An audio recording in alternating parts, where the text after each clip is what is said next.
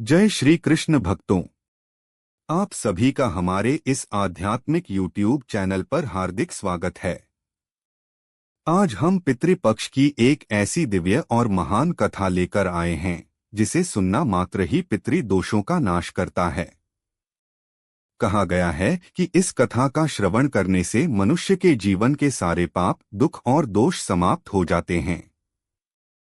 पितरों की कृपा से उसे धन, सुख, शांति और समृद्धि प्राप्त होती है। यह कथा स्वयं भगवान श्री कृष्ण ने पक्षीराज गरुड़ जी को सुनाई थी। तो आइए प्रेमपूर्वक बोलिए पितृदेवाय नमः और इस पुण्य कथा का श्रवण करें। एक समय की बात है, पक्षीराज गरुड़ अपने मन में जिज्ञासा लेकर भगवान श्री कृष्ण के पास पहुंचे। प्रणाम करके उन्होंने पूछा, हे प्रभु, पितृपक्ष में पितरों की पूजा करने से क्या फल मिलता है और उनकी शांति के लिए कौन कौन से उपाय करने चाहिए? भगवान श्री कृष्ण मुस्कराए और बोले, हे गरुड़, तुमने बहुत उत्तम प्रश्न किया है। यह केवल तुम्हारी नहीं, समस्त मानव जाति की जिज्ञासा है। जो मनुष्य अपने पितरों को श्रद्धा से संतुष्ट करता है, उसके जीवन से पितृदोष दूर हो जाते हैं। उसके सारे दुख, संकट और कष्ट मिट जाते हैं और उसके जीवन में सुख, वैभव और शांति का आगमन होता है। पितृपक्ष में तर्पण, पिंडदान और ब्राह्मणों को भोजन कराने से पितृगण प्रसन्न होते हैं और जो भी यह पुण्य कर्म करता है, उस पर पितरों की कृपा सदैव बनी रहती है।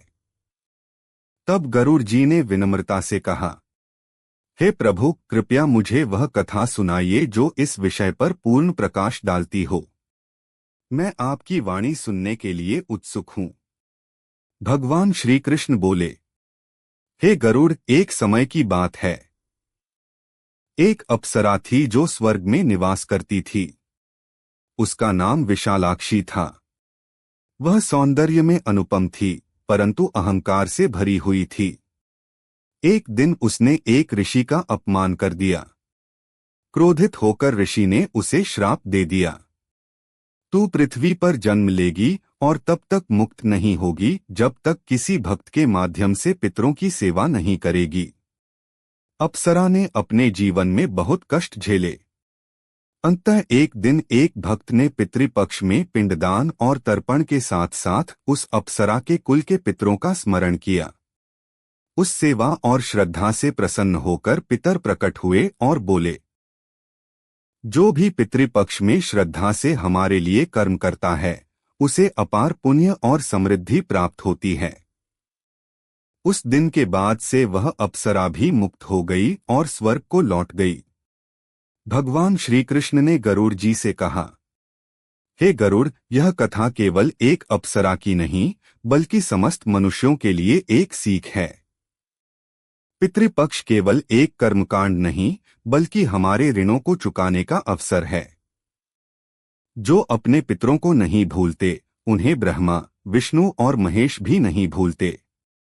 इसलिए जो भी इस कथा को श्रद्धा से सुनता है, उसके सभी पापों का नाश होता है, पितरों की कृपा मिलती है और जीवन में शांति और समृद्धि का वास होता है। श्री कृष्ण बोले, हे गरुड़, सुनो, प्राचीन काल की बात है। रुचि नाम के एक तपस्वी राजा थे। वे राजा होकर भी संसार के मायामोह से बिल्कुल विरक्त हो चुके थे। उन्होंने सब भोगविलास का त्याग कर दिया था। न उन्हें राजपाट की चिंता थी, न परिवार की मोहमाया। वे अकेले ही निर्भय होकर ब्रह्मचर्य का पालन करते हुए इस पृथ्वी पर भ्रमण करने लगे। न घर की चिंता, न किसी सांसारिक बंधन का भय, बस एक ही लगन, आत्मा का कल्याण। समय बीता। तप करते करते उनके शरीर की स्थिति अत्यंत दुर्बल हो गई।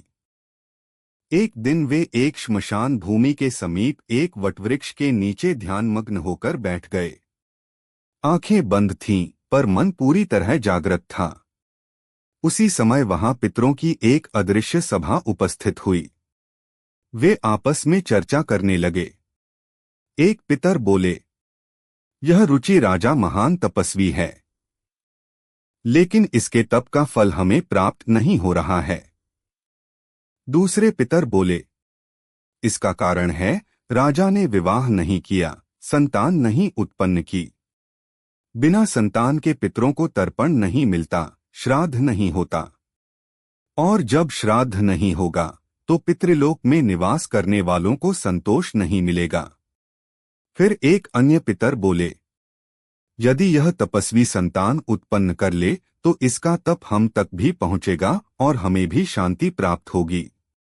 यह बात उस समय राजा रुचि ने भी सुन ली। उन्होंने आंखें खोलीं और विचार किया, यदि मेरी संतान से पितरों को संतोष मिल सकता है तो मुझे अवश्य विवाह करना चाहिए। हे गरुड़! तब राजा रुचि ने एक श्रेष्ठ कन्या से विवाह किया। कुछ समय पश्चात उन्हें एक तेजस्वी संतान प्राप्त हुई। उन्होंने पुत्र का नाम शुद्ध रखा। राजा ने पुत्र को वेद, शास्त्र और धर्म की शिक्षा दी, और जब वह योग्य हुआ तो श्राद्ध विधि करवाई। तब पितरों को तर्पण मिला। वे प्रसन्न हो गए। आकाशवाणी हुई, हे रुचि, तुम्हारे इस धर्म और तप से हम पितर अत्यंत प्रसन्न हैं। तुम्हें आयुष्य, यश, पुण्य और स्वर्ग प्राप्त होगा। हे गरुड़! जो मनुष्य इस कथा को पितृपक्ष में श्रद्धा से सुनता है उसके कुल के समस्त पितर संतुष्ट होते हैं। उसके जीवन में दरिद्रता समाप्त होती है। संतान, सुख और समृद्धि की प्राप्ति होती है। वह पितृदोष से मुक्त होकर पितरों का आशीर्वाद प्राप्त करता है। श्री कृष्ण बोले, हे गरुड़! राजा रुचि तपस्या में लीन रहते थे। वे दिन में केवल एक बार भोजन करते थे और अधिकतर समय वन में भटकते रहते। उनके जीवन में केवल वैराग्य ही शेष रह गया था। उनका यह जीवन देखकर उनके समस्त पितर अत्यंत दुखी हो गए। उन्होंने सोचा, हमारा वंशज यदि इसी प्रकार ब्रह्मचर्य में जीवन व्यतीत करेगा, विवाह नहीं करेगा, तो वंश समाप्त हो जाएगा। पितरों को चिंता हुई कि बिना संतान के न तो श्राद्ध होगा न तर्पण। वे आपस में विचार करने लगे और अंततः यह निश्चय किया कि वे स्वयं धरती पर जाकर राजा रुचि से मिलेंगे। एक दिन जब ऋषि रुचि ध्यानमग्न होकर वटवृक्ष के नीचे तप कर रहे थे, तभी वहां 4 दिव्य आत्माएं प्रकट हुईं। जैसे ही ऋषि ने नेत्र खोले, उन्होंने उन दिव्य पुरुषों को सामने खड़ा पाया। उन्होंने हाथ जोड़कर उन्हें प्रणाम किया और विनम्रता से पूछा, हे महान आत्माओं, आप कौन हैं और किस कारण मेरे समक्ष प्रकट हुए हैं? तब उनमें से एक बोले, वत्स, हम तुम्हारे पितर हैं।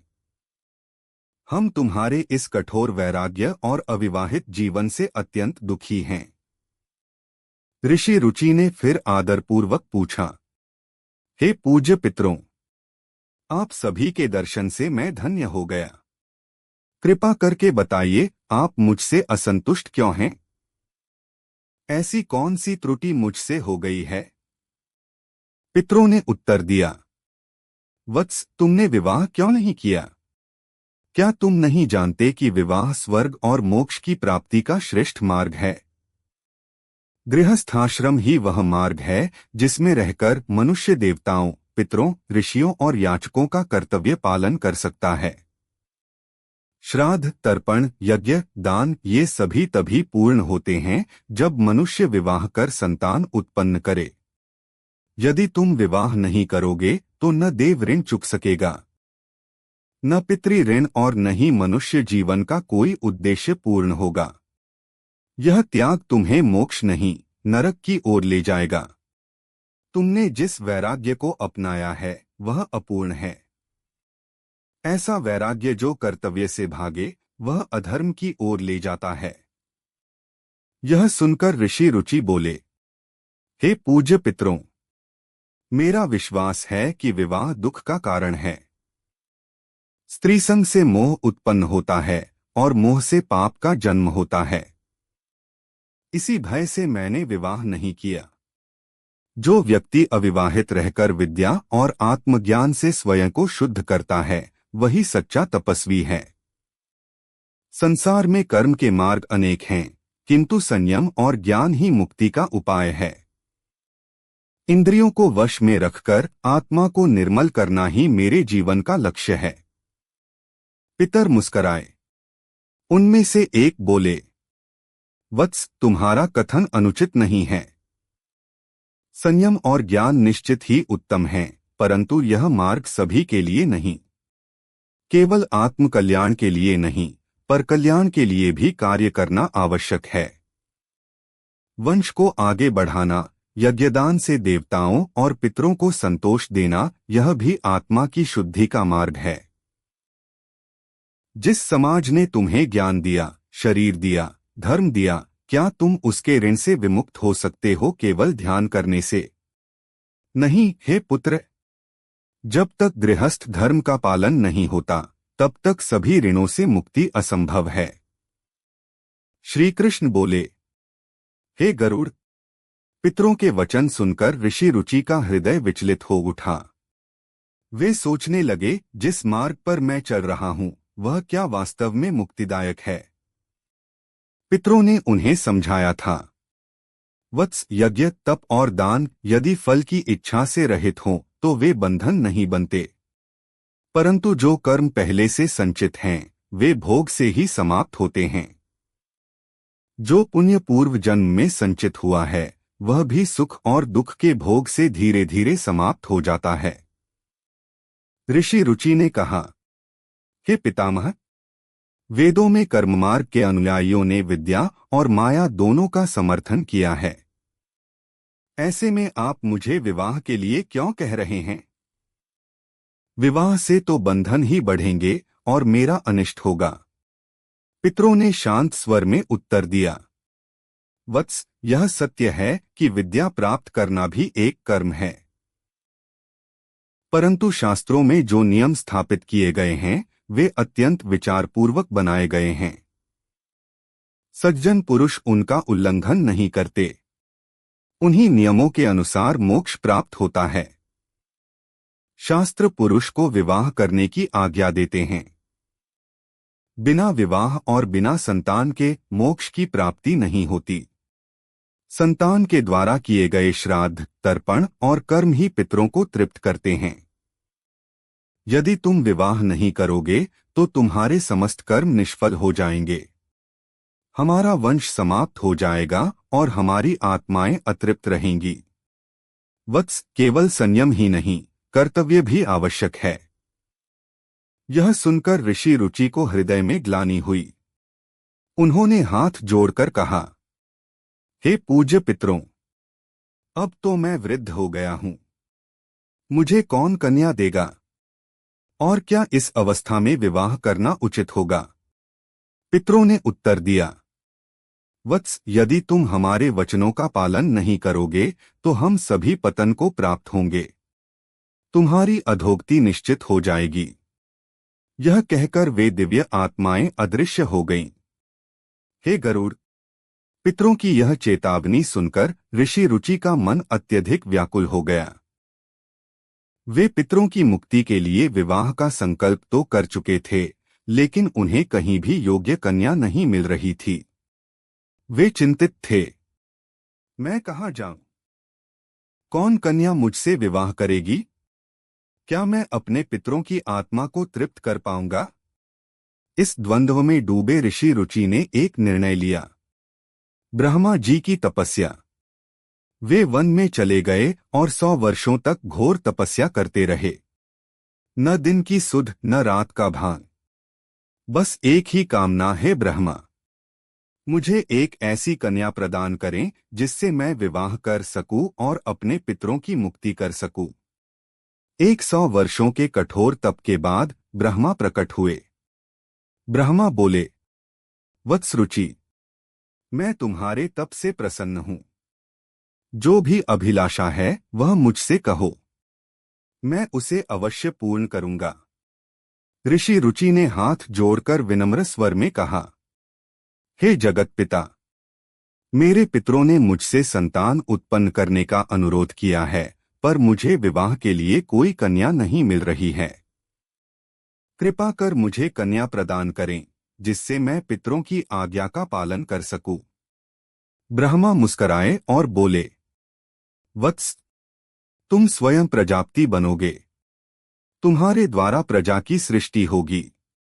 मैं तुम्हें वह सामर्थ्य और वह कन्या दूंगा, जिसके द्वारा तुम अपने पितरों को तृप्त कर सकोगे और सृष्टि के संचालन में भागी बन सकोगे। श्री कृष्ण बोले, हे गरुड़, ब्रह्मा जी ने जब यह कहा कि वत्सरुचि, तुम्हारे पितरों ने जो कहा वह अत्यंत उचित है, तुम्हें विवाह अवश्य करना चाहिए।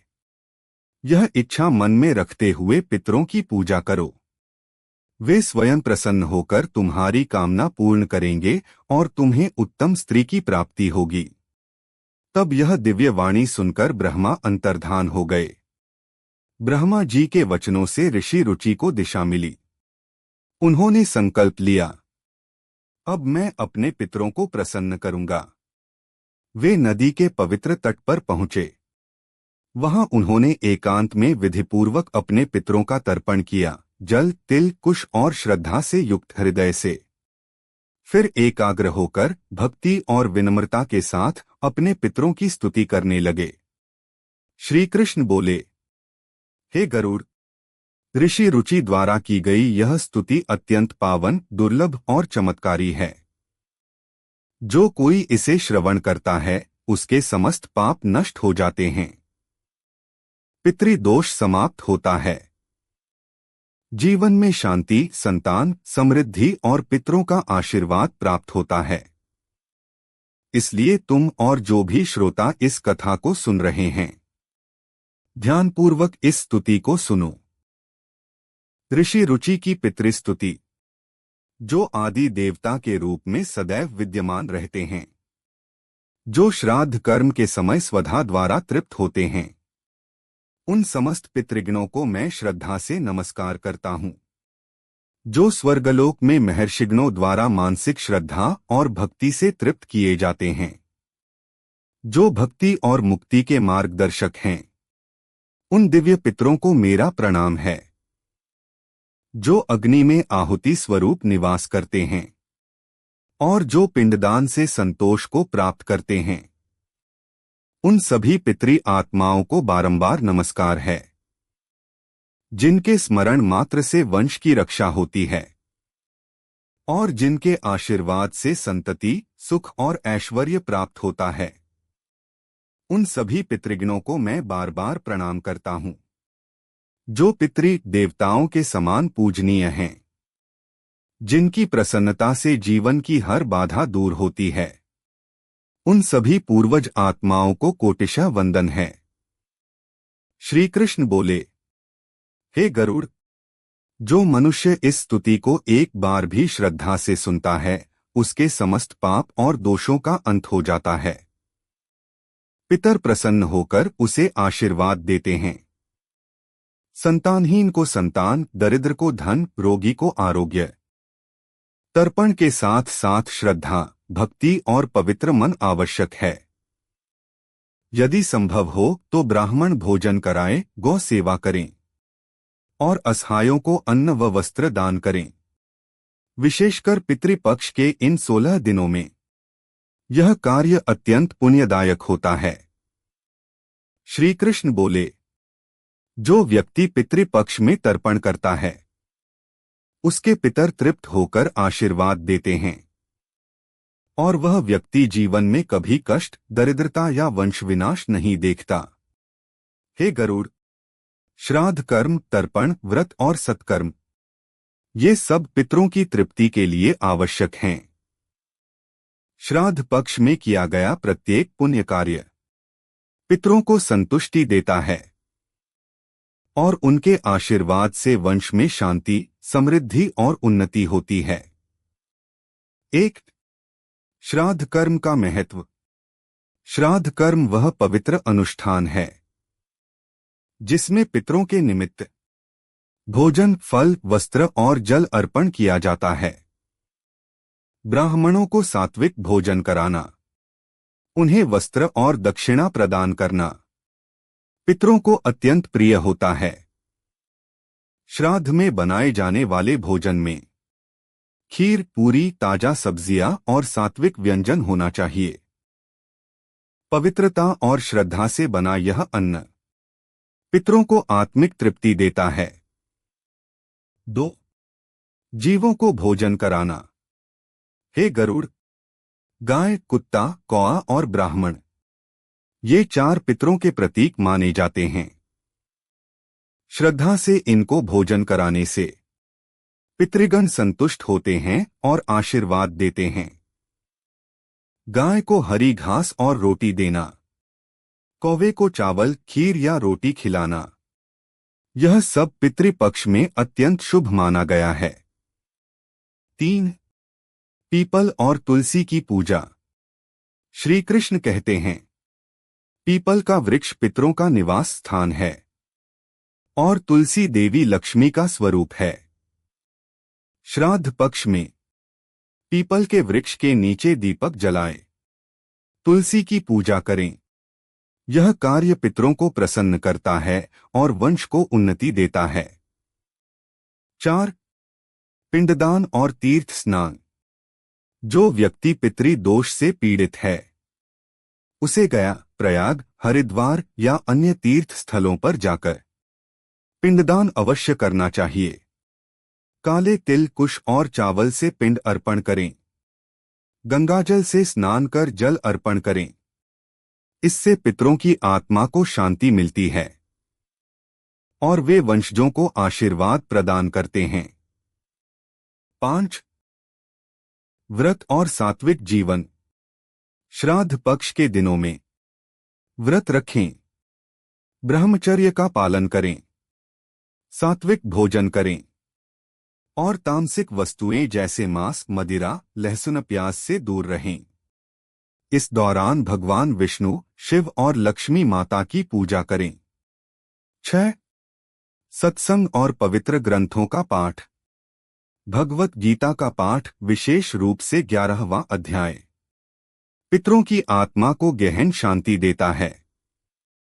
सत्संग में भाग लें। गीता, गरुड़ पुराण और विष्णु सहस्रनाम का पाठ करें। जो मनुष्य यह करता है उसके कुल में कभी अंधकार नहीं आता। 7. दान और सेवा।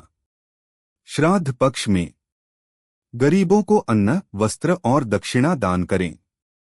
ब्राह्मणों और साधुओं की सेवा करें। इन कार्यों से पितृगण अति प्रसन्न होते हैं और उस कुल को कभी कष्ट नहीं होता। 8. गंगा स्नान और जल तर्पण। पवित्र नदियों में स्नान कर पितरों के लिए जल अर्पण करना पापों का नाश करने वाला और पितृ दोष निवारण करने वाला है। विशेष रूप से गंगाजल से तर्पण करने से पितरों को परम तृप्ति मिलती है और वंश में सब बाधाएं समाप्त हो जाती हैं। 9. पवित्रता और श्रद्धा सबसे जरूरी है। श्री कृष्ण कहते हैं, हे गरुड़, जो व्यक्ति इन सभी उपायों को श्रद्धा और भक्ति से करता है वह कभी पितृ दोष से ग्रसित नहीं होता। उसके पितर सदैव प्रसन्न रहते हैं और उसका जीवन सुखमय होता है। श्रोताओं, गरुड़ पुराण में वर्णित यह पितृपक्ष की कथा हमें यह सिखाती है कि पूर्वजों के प्रति श्रद्धा, सेवा और सम्मान हमारे जीवन का आधार है। तो प्रेम पूर्वक बोलिए जय श्री हरि विष्णु। बोलिए जय पितृदेवता की। जय श्री कृष्ण।